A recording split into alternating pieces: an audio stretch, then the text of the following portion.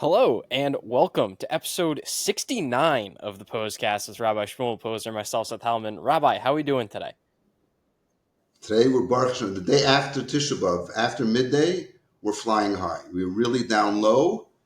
It's like when you crouch down and you jump. We're going for the heights. And to go for the heights, we invited our friend Mendel Matusof, who's a shliach in Madison, Wisconsin. Never heard of the place. And how this came about, how did Madison, how did he Wisconsin come is to not like some random town. It's fairly well known. Maybe that's just because I'm a college sports fan, and so I know what Madison, Wisconsin is, and so, but What is it? there's a big college there. Yeah, what sports? All of them, really, right? Football, soccer, baseball. Well, I mean, I only care about like football and basketball. We don't care about either. So,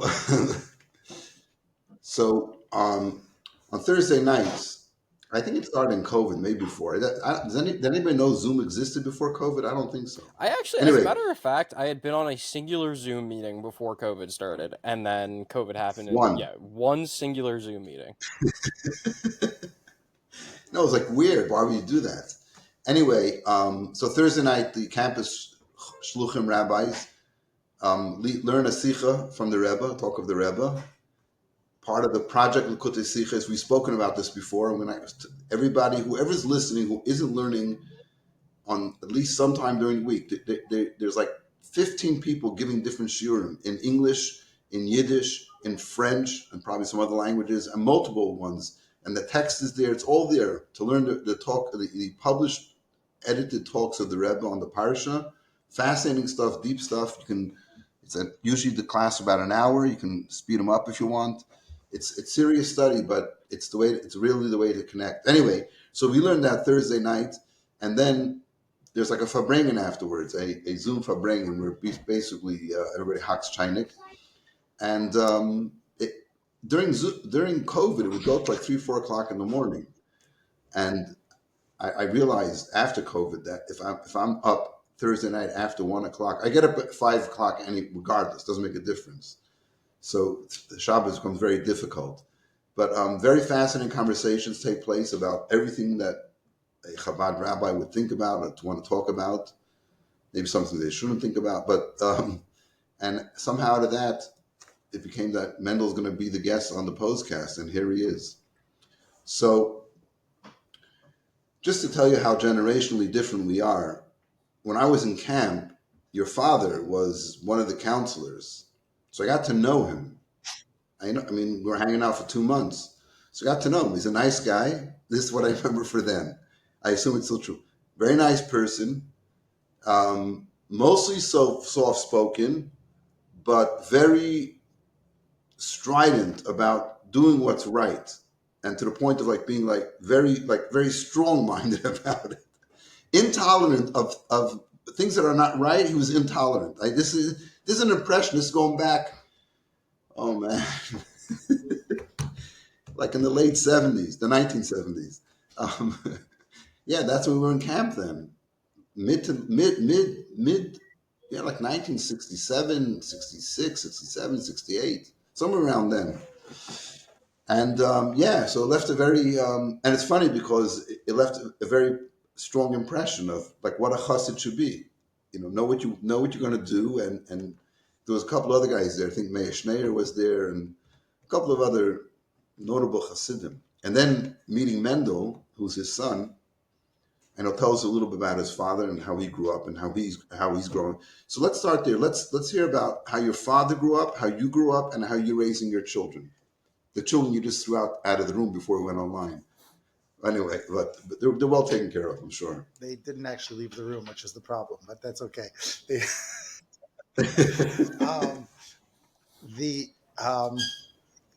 So what should I say? How did my father grow up? My father grew up, his parents were in Russia. My grandfather spent 9 years in Siberia. He was caught studying Torah at 16 years old and went through all sorts of crazy stuff in the Soviet prison system, and then actually escaped. He wasn't released, he escaped, and managed to get out of Russia after the war. Lost his entire family in the Holocaust. My grandmother also lost most of her parents, her brother in the Holocaust. They met in France. My grandfather was quite old, particularly for Chabad standards, but in general, he was already in his mid-30s when he met my grandmother. He had refused to meet anybody in Russia because he didn't expect to make it, and he didn't want to leave an orphan and widows. And they got married, and he wrote to the Rebbe, and this is 1950. So the Rebbe wasn't yet officially Rebbe. The previous Rebbe had passed away in January of 1950, and this is the summer of 1950. And he wrote to the Rebbe, who, the Hasidim turned to as Rebbe, but he hadn't yet officially accepted that formally. He's writing. He's getting married in Elul before the holidays, and then he's going to finally live a peaceful life in Israel. And the Rebbe wrote back to him, Mazel Tov and everything for your everything. Now, since you wrote to me, I presume you want my opinion. Well, my opinion is that, of course, you can go live a beautiful, peaceful life in Israel. However, I think that the Rebbe, who had just passed away a few months earlier, would be much happier if you took on his shlichus and moved to Casablanca, Morocco.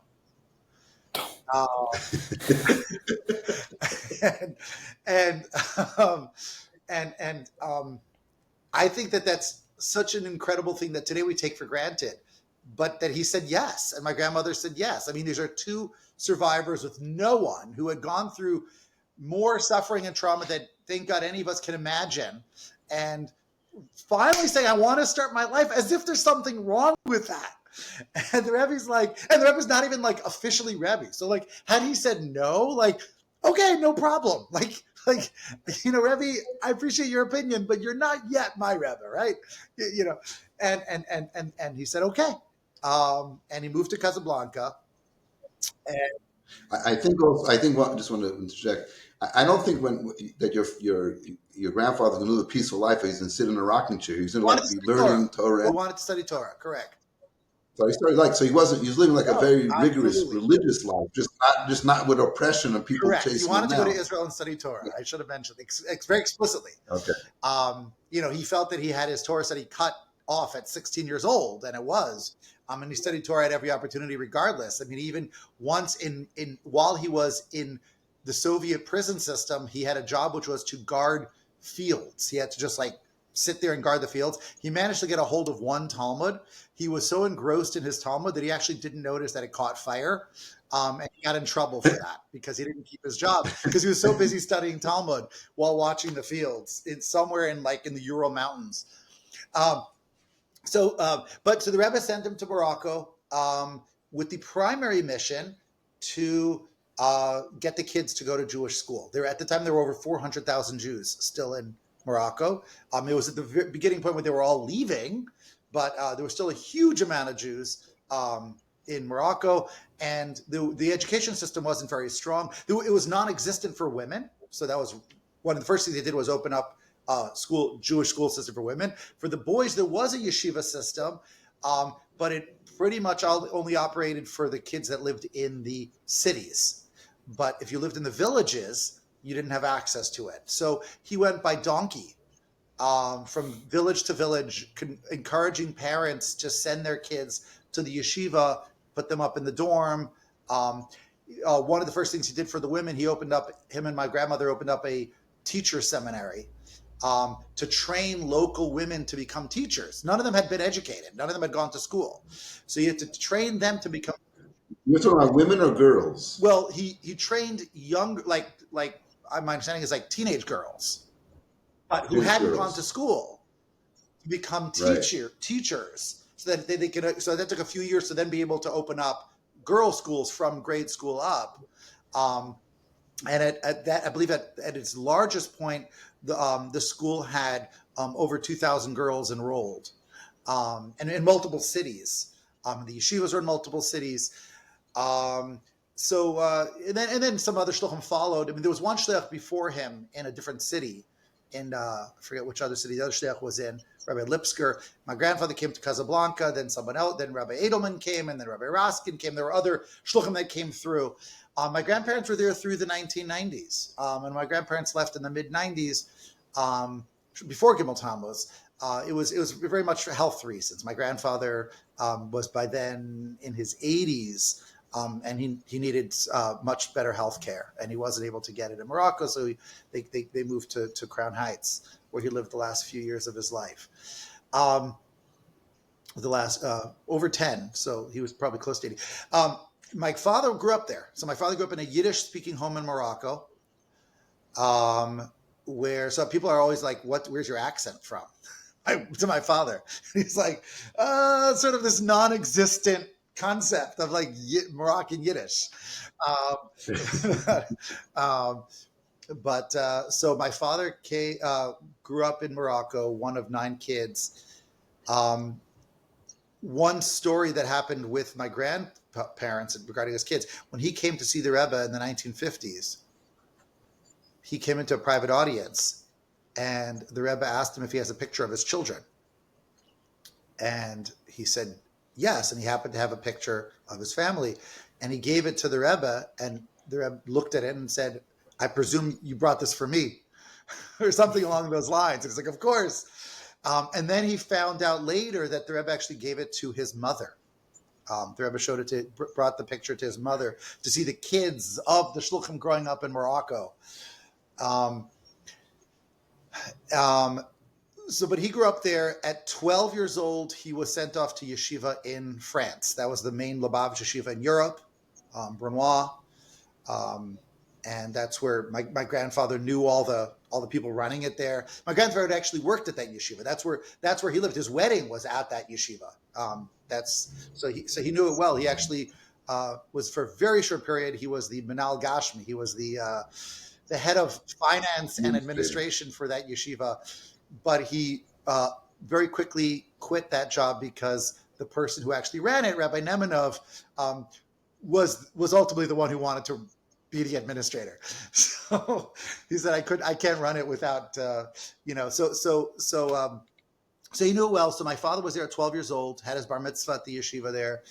My father was there for 5 years, and then came to New York to study by the Rebbe in 770 in Crown Heights at 17.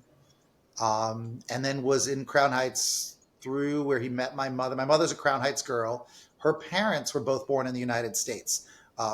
My mother's father was actually at the port, at the shore, when the previous Rebbe came in 1940. My grandfather was there. So my mother grew up a block from Crown Heights, and my parents got married in 1980.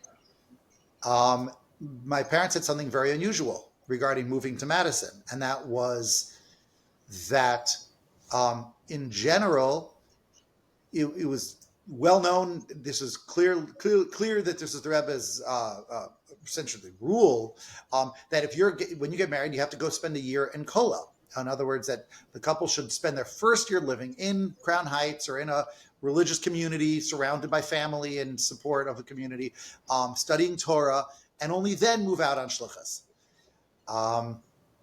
My father asked, can we move on shlichus right away? Essentially expecting the Rebbe to be absolutely not.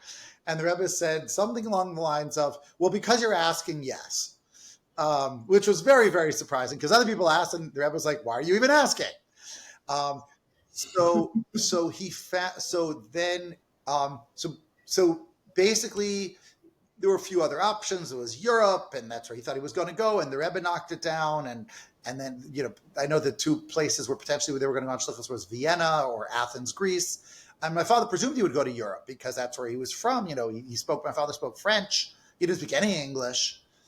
But then this opportunity came up to go to a Chabad house in Madison, Wisconsin, a college town. Now, Madison was unique. There was an existing Chabad house. In 1972, for the Rebbe's 70th birthday, the Rebbe asked that 71 institutions be opened up in honor of his 70th year. And the rabbi of Chabad of Wisconsin, Rabbi Shmutkin, opened up a Chabad house in Madison as one of those 70. So this is 1973, and he brought down shluchim. Those shluchim left after a few years. So the Chabad house was run by students for about 2 years without a shliach. Students lived in it. It functioned as like a kind of like a religious co-op of sorts, where they happened to have a shul and the students ran the shul, but they lived in the Chabad house. A rabbi would come from Milwaukee often for the holidays, especially. Rabbi Samuels is a rabbi in Milwaukee who came often, but it was a functional Chabad house without a shliach. And then my parents moved, so the Rebbe agreed, and so when they went in for a private audience for their wedding, that private audience was also about moving on shluchas. It was the same. The Rebbe talked about both in the same private audience. They got married 2 weeks before Rosh Hashanah and moved out a few days after Simchas Torah of 1980. My father often shares, he didn't speak a word of English, that he felt that the Rebbe gave him a bracha that year to speak English, because he went by the Rebbe, Motzei Rosh Hashanah, the Rebbe would pour out wine, kosher bracha, wine from his Havdalah. And my father says he has no idea why, but for whatever strange reason, he accidentally put out his left hand. You're supposed to receive with your right hand. And the Rebbe said to him in English, your right hand. And my father has no idea what the Rebbe tells him. The Rebbe speaking to him in English. He has no idea what the Rebbe said. And then the Rebbe repeats himself, your right hand. And again, he's just staring blankly, holding out his left hand. And he says, Rabbi Leibel Groner, the secretary, pulled my father's right hand. And and then the Rebbe poured it into his right hand. And then my father later was like, he didn't know, because a lot of people were like, the Rebbe said it to you in English twice, your right hand. I was like, I guess the Rebbe probably was giving me a bracha that I should learn English. They moved to a college campus during the height of, and Madison was crazy. I mean, Madison was not just a college campus, but it was a college campus that was, very, very at the forefront of the sort of the hippie scene. It was a little bit of the later end of it, but I saw a picture of my father with about 7 college students. And today it's common to see that, there's one guy with facial hair and 6 college students around him without facial hair as the rabbi. There was one guy out of like 7 who didn't have a full beard in that picture. So that was the scene. The very first Shabbos they were in town, or second Shabbos, was Halloween. Him and my mother are walking back from the Chabad house to their apartment, and someone says, "Oh my gosh, that guy's dressed up as a rabbi." And as they passed this group, they hear someone saying, "I'm not sure he's dressed up. He might be for real." So that was when they moved to Madison. They were right on campus. By the mid-'80s, however, they moved off campus, because Madison is known as a college town, but it actually is a lot more than a college town. It's a city of about 400,000 people. It's got quite a bit off campus. And as a shliach who has to raise money for themselves, my father found campus to be close to impossible, especially back then, when it was a small world and you didn't have the internet and all these other ways of raising money. So he moved off campus. So they actually sold the campus Chabad house, got a bracha from the Rebbe. This is 1986. They sold the campus Chabad house and bought a new Chabad house off campus, close enough that there were students were able to be involved, and if students wanted to come, they could walk. So most of my memories of growing up were actually not a campus Chabad house. It was more community oriented with, there was a handful of students that came. And then when it came to doing Miftzayim, which was going onto the street and with the Lulav and Esrog on Sukkot or blowing shofar, we would walk the campus and that's where there were a lot of Jews on the street. So that was 1986. So for 1986 till 2005, when my wife and I moved back, there wasn't a strong Chabad presence on campus. Let's put it this way. Most students didn't know the Chabad house unless you searched for it, because it was part of the community, not directly on campus. And then we've been here now 20 years, Baruch Hashem. Okay, long story. So do you have a separate Chabad house from your father? Yes. Or a different we building? came right away. We moved on campus, rented an apartment on campus. 2 years later, bought a building on campus. It's a block from where the old Chabad house was, but we're right on campus. Wow. Yes. Where's the old, what's the old Chabad house now? So it's a community. It's a shul. They're actually building a new one now, a few blocks from there. But it's a community Chabad house. No, the old Chabad house that your father originally lived that in. one was sold as a student housing. They turned that into that's just an old student housing. You didn't want to buy it, like reopen that one? It's very small. It does have a cool address because the address is 613. That's a great address. But it's not 770. Oh, that would have been so cool. Yeah. It's funny. The address of the house next to our Chabad house is 613 Beacon Street, not Commonwealth. Anyway, so I always tell people we're beyond 613. 613 is a standard. Everybody does 613. We do more. That's Chabad, the added energy. So you basically started Chabad on campus in Madison. I mean, we restarted. I mean, we didn't fully start it, and obviously it was a birthday gift for the Rebbe in 1972, and that's not going anywhere. Right. So you just reinvigorated it. Okay, new stage. And did you want to go back there? Like you grew up there, like, oh, I got to go back there? No, I didn't. My wife, often reminds me that when we were dating, we talked about shlichus, and we literally said we'll go anywhere in the world but Madison. Except? And I said that explicitly. It's interesting because when I dated my wife, I said, we'll go on shlichus anywhere. I don't care where we go, but not on college campus. That's the one thing I can't do. So that really is what it is. It was less about Madison and more about college campus. I was very scared of college campus. Why? Because growing up around it and seeing the students, where we live, there are students that live, again, the Chabad house moved close to campus. So there are, two of the houses on my parents' block are student housing. And they were wild and crazy. And I saw, I remember, I'll never forget, I was probably 12 or 13 years old walking home from shul myself. And I see two boys tossing a female in the air to each other. A female person? Yes, not a female ball.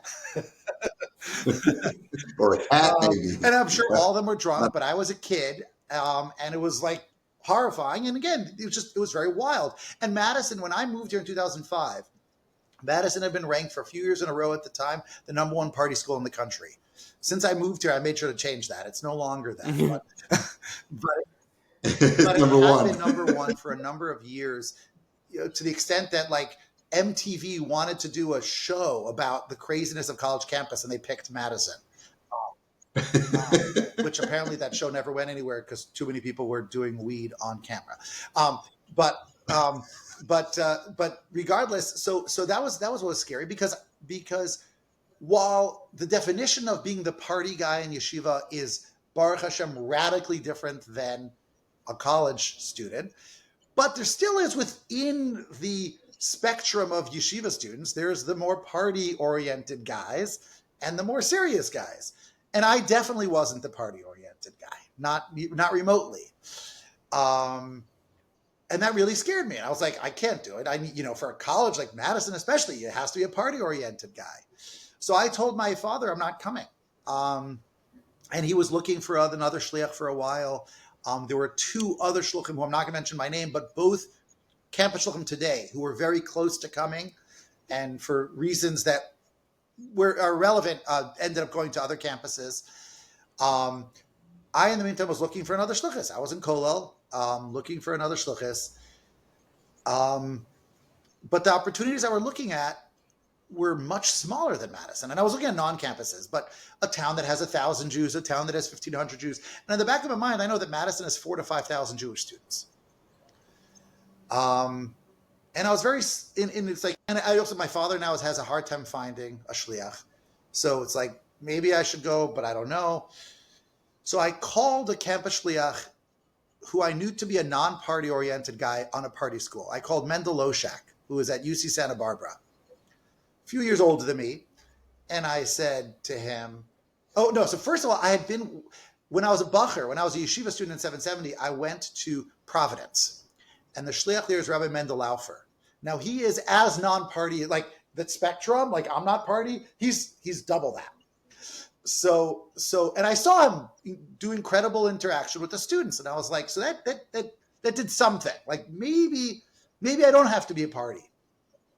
But then I called Rabbi Mendel Matusof at Santa Barbara, and I said, you're at a party school. You're not a party guy. How do you do it? And he said, as a shliach to a campus, you're not coming to the students to give them a better party than what they know how to throw. You're coming to bring them Yiddishkeit. It's got nothing to do with their parties. It's a break from their parties. Give them something real and something tangible. And it was just like a light bulb went off. And I was like, wow, like that's such a different way of thinking about it. I called my father and I said, okay, I'm coming to Madison. And he said, hold on. I don't want you coming to Madison because it sounds like you're just coming to Madison out of desperation because you can't find anything better. I don't know that I want you anymore. I told you his father's right, that type of guy. So he says, so how do I know that you're coming with the right attitude and not just because, oh, I can't find something else? Well, as your father, I'm not capable to properly tell. I'm biased. So he went and had me and my wife get interviewed by Rabbi Shmatkin in Milwaukee as if he was hiring us, to be a non-biased, are we doing it because we're excited about it, or are we doing it because we couldn't find anything else? But thank God we passed the interview with Rabbi Shmatkin, and Rabbi Shmuel is another no-nonsense type of guy. Cuts right through gets right to it. And so we came to Madison, and it was scary, and it really was scary. I mean, I remember the look of students' faces when I told them that I had never been in a bar in my life. I'm multiple years past 21 years old. And it's like, how are you never in a bar in your life? It was like, yeah, because that's not my culture. That's not my lifestyle. But Baruch Hashem, I realized very quickly that Mendel Matusof was right. A shliach comes to provide Yiddishkeit and warmth and love and chassidus. And I'm not competing with them in their parties. I don't try. Incredible. And now let's talk about your children. What about it? So are they growing up? I mean, how are you raising? Are you raising them the way you were raised? No. Are you doing things differently? It's very different. It's very, I can't compare. It's very different because they're growing up in what you think a campus Chabad house is. It's packed with students. It's just students. And it creates a very different set of challenges. And I don't, probably the biggest challenge is that my kids, and we saw this very much during COVID, when we didn't have all the students, my kids don't get the sort of like Shabbos meal experience that 99% of children get, in their Shabbos home. We keep one table reserved for us and our kids, and half the time that reserve table gets taken also. And even if that reserve table is there, my wife and I are not really sitting at the table. I mean, we're talking about on a typical Friday night, we have somewhere between 200 and 250 students.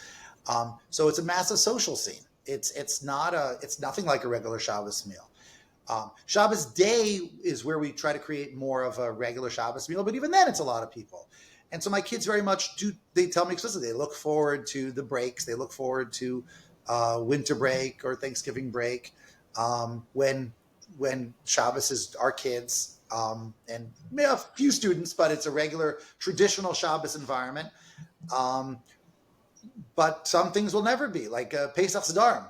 I mean, although as a few years ago, my kids really insisted, they said, we want to do a separate family Seder after everything's over. Now we do 2 Sederim on the first night because we can't fit more than 300. So we had 2 Sederim of 300 and 2 shifts. The second one finished at around 11:30. And then my kids were like, okay, now let's sit down and start Kaddish. And they all were like, they were excited to not start till midnight because that way it's just us. And And I appreciate that. It's hard. I mean, I'm exhausted after running 2 starim on Erev Pesach, but you got to stay up for the kids, so it's very different. But Baruch Hashem, I hope they appreciate it. What do you do that your kids don't resent it? Well, it depends on the kid. I'll tell you, my kids who are outgoing actually tend to have a much, much easier time with it. Some of my kids have so many friends, and they have who they go to, and they're the people they hang out with, the students they hang out with, and they love it. Those are my kids who are more reserved and more quiet, struggle with it more. I have one son who, more often than not, spends Shabbos Friday night in the kitchen. He just finds the crowd overwhelming. How old is he? Now he's 12, and it's getting better, but it's still, he has a hard time with it. Part of it is just trying to compensate with other things. It means often having Malava Malka, my wife and I and him, we'll just be like, let's just have a meal together with him and one, his older brother.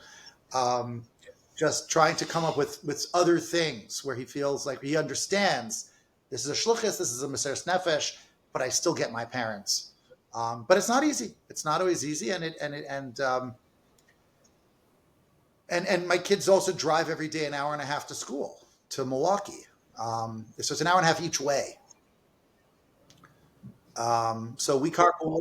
You have a driver? We carpool. So my brother is a shliach working in the community with my parents. So we carpool. So we each drive 1 day a week. So I spend 1 day a week in Milwaukee. When I go, I spend the day there. Like, do whatever you have to do. So for me, 1 day a week, it's not bad. For my kids, it's every day of the week. It's 4 days a week. We don't go to school Fridays. So let me ask you a very personal question. Do you play the Pos-cast for them in the car? I haven't yet, but I think I might. This might be a starter, right? They're going to say, wait a second, there's been 69 episodes, 68 episodes, but we want to hear the rest of them. We ought to. That's 2 months of drive time. I do want to say one thing that I've come to really learn on campus, something that I don't think, and I want to say this only because I don't think everybody listening to this is probably a campus shliach, so I'm not sure they've discovered this themselves or appreciate this themselves. I think that when it comes to the sort of like generically teaching Torah, right? Like Torah values, there are certain attitudes and perspectives and people with certain attitudes and perspectives that are wildly opposed to Torah perspectives. And there seems to be this incredible gap between, these are Torah perspectives and these would be the perspectives of this like very secular college kid with, they're just, sometimes they seem unbridgeable. But Chassidus, however, is something where those students who come from the most non-traditional oriented perspectives, they latch onto Chassidus in a way that they get so excited and so emotionally connected and so it's just this incredible opportunity, that of course, and every Jew has to learn Chassidus, but that especially with those kids who seem so distant from Yiddishkeit, because if you actually go, this topic or that topic, it's like, no, I don't agree. But if you come through Chassidus, they're like, give me more. And give us an example. Yeah, of course.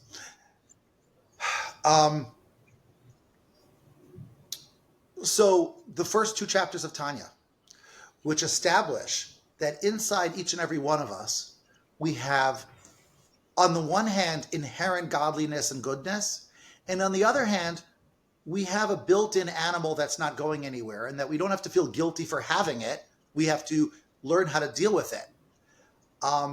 When they learn that within Torah, they're half of them the first thing they say like, oh my gosh, like I didn't know that Torah could teach me what my therapist is saying, but times 10 and in a much deeper way. But it's really exciting to them to discover the inherent holiness that's within them, and that all the,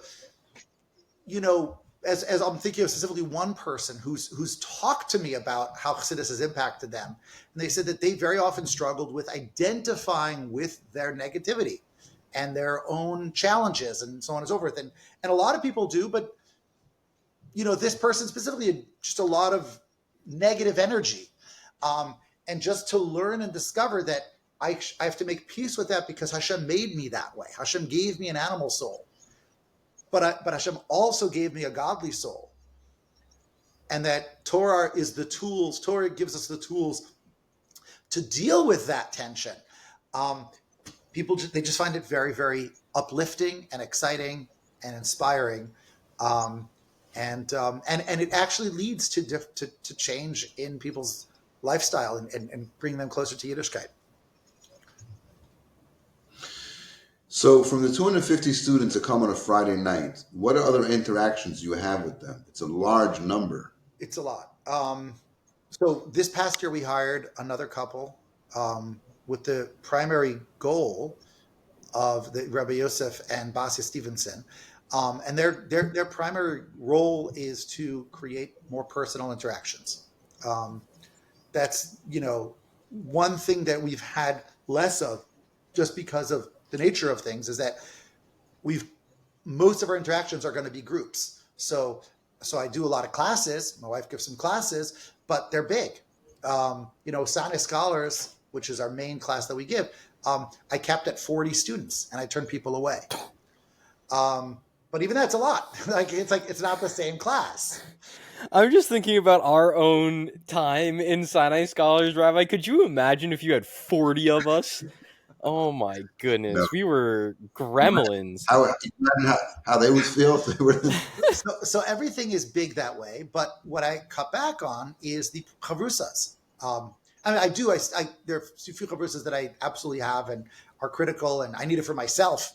But these new shluchim, this past year was their first year. That's the main thing they do is learning with people, chavrusas with people, one-on-ones. There are some students who are scared of the big crowd, so they invite them over to their apartment for Shabbos lunch. Sounds like you need a couple more couples there. Yes, we need more money, and we're working on a capital project because we need more space. We need a lot of things, Baruch Hashem. But Baruch Hashem, we've always had the problem of too much. But yeah, a lot of it is learning to make quick interactions and then trying to keep up with that. And we lose people, there's no question. But Baruch Hashem. I think the biggest challenge is remembering people's That's names. a problem. By the way, listen. I don't want to be depressing here. It doesn't get better. I know, I'm already there. You might have been able to see the lighting is not great to see the white in my beard. I'm not remembering names like I did when I was 30. So that's very clear. I've gotten better at pretending I know people's names. So the trick is this. The trick is always have somebody next to you, like maybe one of your kids even, and say, oh, his name is Mendel. Introduce yourself. So that way the kid will say his name. Yeah, or sometimes I forget someone's name and I know I should remember. Because I remember the face almost always. So it's like, so then I'll say, oh, welcome back. I haven't seen you in a bit. And then sometime during the meal, I'll go over to someone else and ask them, remind me their name. And then come back over to them and be like, so Joseph, how have you been? And they're like, oh, wow, you remember my name. You have to have a steady guy that just knows that's his job to hang out. Somebody you can trust. They don't blow your cover. In general, the Chabad house is so social that because that's how the big crowds come. Everything's social and everything Baruch Hashem is big that way. I mean, one thing we've done which has had big. I don't know your. Forget it. I'm scared of Rabbi Posner. Shocking. But one thing we do is we do the birthright trip, which has had a very big impact on students connecting to Yiddishkeit and Chabad House.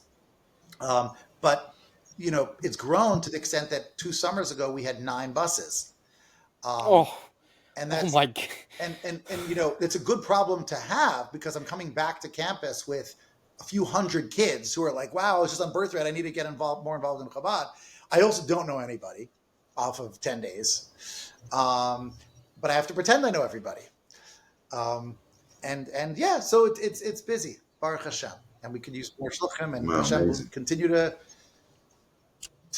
bless. You know, Hashem decided to make the world in a way that everything revolves around money. I'm not sure why, but that's for a separate. We can't No, end no, on no. that. For that, I need to listen to more Pos-casts, probably. So this has been amazing. I mean, we could continue talking Yeah, for no, I another gotta couple go. of hours, but we won't.